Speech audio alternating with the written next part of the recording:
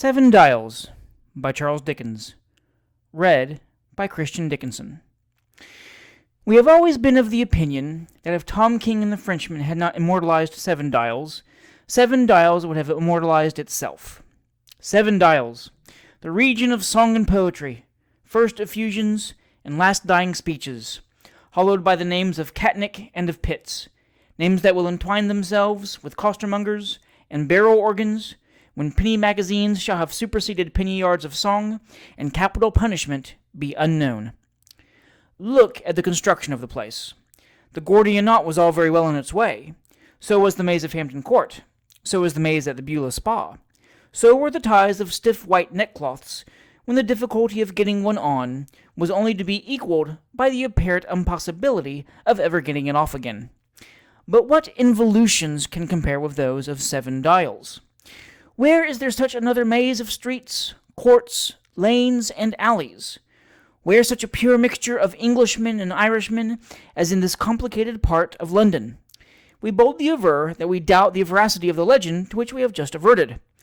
We can suppose a man rash enough to inquire at random, at a house with lodgers too, for Mr. Thompson, with all but the certainty before his eyes of finding at least 2 or 3 Thompsons in any house of moderate dimensions.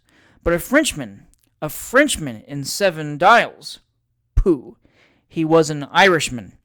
Tom King's education had been neglected in his infancy, and as he couldn't understand half the man said, he took it for granted that he was talking French. The stranger who finds himself in the Dials for some time and stands Belzoni-like at the entrance of 7 obscure passages, uncertain which to take, will see enough around him to keep his curiosity and attention awake for no inconsiderable time. From the irregular square into which he was plunged, the street and courts dart in all directions until they are lost in the unwholesome vapor which hangs over the housetops and renders the dirty perspective uncertain and confined.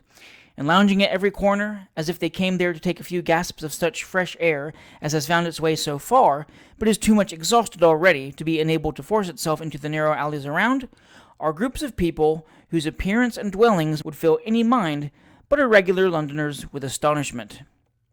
On one side, a little crowd has collected round a couple of ladies, who, having imbibed the contents of various 3-outs of gin and bitters in the course of the morning, have at length differed on some point of domestic arrangement, and are on the eve of settling the quarrel satisfactorily by an appeal to blows, greatly to the interest of other ladies who live in the same house and tenements adjoining, and who are all partisans on one side or other. "Why don't you pitch into her, Sarah?" exclaims one half-dressed matron, by way of encouragement. "Why don't you? If my husband had treated her with the drain last night, unbeknownst to me, I'd tear her precious eyes out, a Wixen." "What's the matter, ma'am?" inquires another old woman, who has just bustled up to the spot. "Matter?"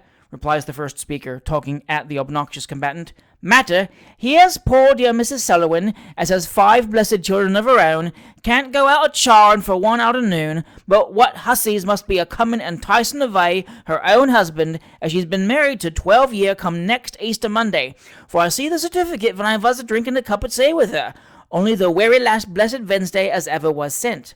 I happened to say promiscuously, 'Mrs. Selwyn,' says I." "What do you mean by hussies?" interrupts a champion of the other party, who has evinced a strong inclination throughout to get up a branch fight on her own account. "Hurroar!" ejaculates a pot-boy, in parentheses. "Put the kibosh on her, Mary." "What do you mean by hussies?" reiterates the companion. "Never mind," replies the opposition expressively. "Never mind. You go home, and when you're quite sober, mend your stockings."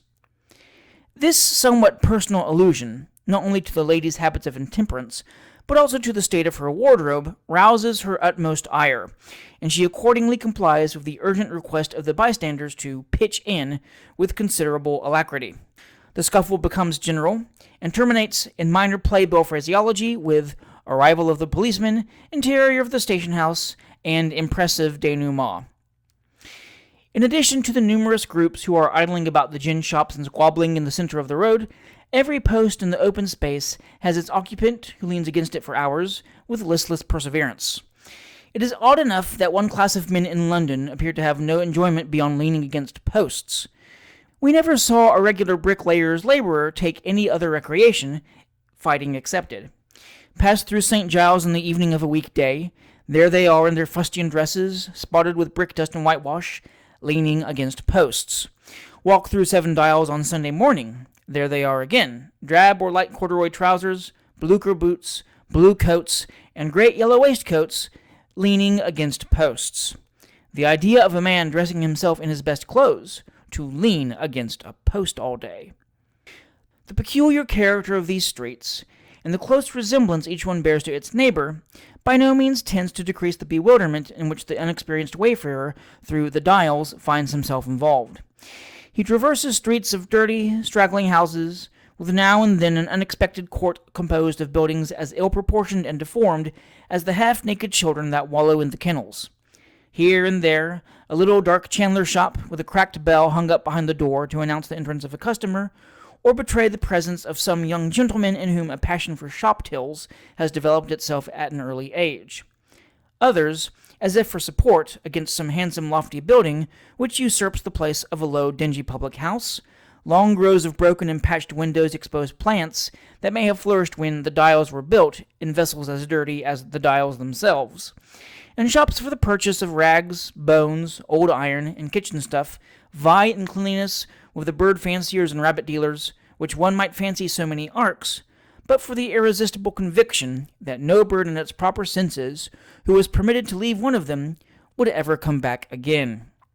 Broker shops, which would seem to have been established by humane individuals as refuges for destitute bugs, interspersed with announcements of day schools, penny theaters, petition writers, mangles, and music for balls or routs, complete the still life of the subject.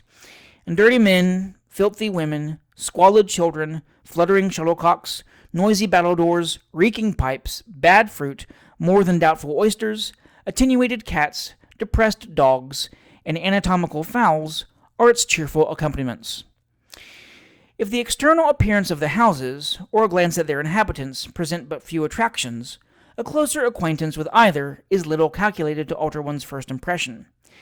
Every room has its separate tenant, and every tenant is, by the same mysterious dispensation which causes a country curate to increase and multiply most marvelously, generally the head of a numerous family.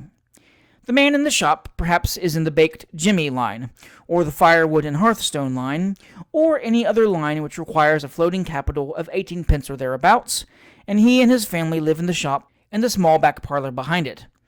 Then there is an Irish laborer and his family in the back kitchen, and a jobbing man, carpet beater and so forth, with his family in the front one. In the front one pair, there's another man with another wife and family, and in the back one pair, there's a young woman as takes in tambo work and dresses quite genteel, who talks a good deal about my friend, and can't a-bear anything low. The second floor front, and the rest of the lodgers, are just a second edition of the people below, except a shabby genteel man in the back attic, who has his half-pint of coffee every morning from the coffee shop next door but one, which boasts a little front den called a coffee room, with a fireplace, over which is an inscription politely requesting that, to prevent mistakes, customers will please to pay on delivery. The shabby genteel man is an object of some mystery, but as he leads a life of seclusion, and never was known to buy anything beyond an occasional pen, except half-pints of coffee, penny loaves, and ha'porths of ink, his fellow lodgers very naturally suppose him to be an author, and rumors are current in the Dials that he writes poems for Mr. Warren. Now, anybody who passes through the Dials on a hot summer's evening, and sees the different women of the house gossiping on the steps, would be apt to think that all was harmony among them, and that a more primitive set of people than the native Dialers could not be imagined. Alas, the man in the shop ill-treats his family, the carpet-beater extends his professional pursuits to his wife, the one-pair front has an undying feud with the two-pair front, in consequence of the two-pair front persisting in dancing over his, the one-pair front's, head, when he and his family have retired for the night. The two-pair back will interfere with the front kitchen's children, the Irishman comes home drunk every other night and attacks everybody, and the one-pair back screams at everything. Animosities spring up between floor and floor. The very cellar asserts his equality. Mrs. A smacks Mrs. B's child for making faces.